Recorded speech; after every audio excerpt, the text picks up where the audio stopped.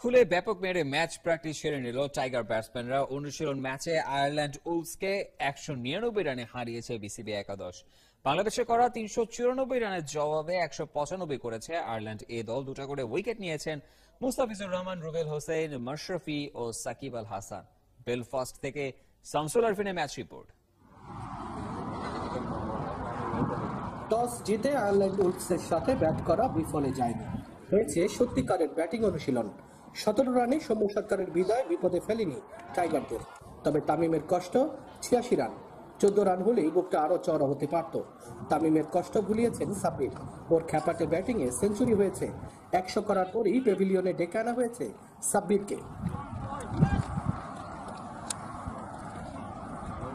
27 বলে 30 রান করেন মোসাদ্দেক।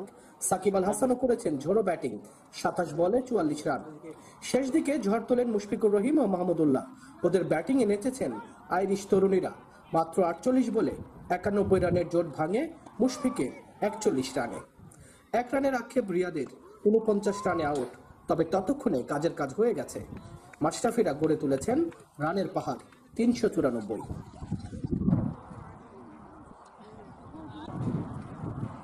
395 রানের টার্গেট। আইরিশ উলফসের দুই ওপেনারের মাথা গরম হয়নি। সম্ভুক গতিতে এগিয়েছেন, শামুক বিদায় করেছেন রুবেল হোসেন।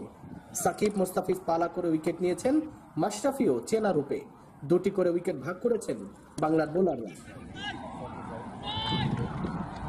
সব উইকেট হারিয়ে 195 রানে গুটিয়েছে উলফসের মোড়কে আইরিশ এ দল।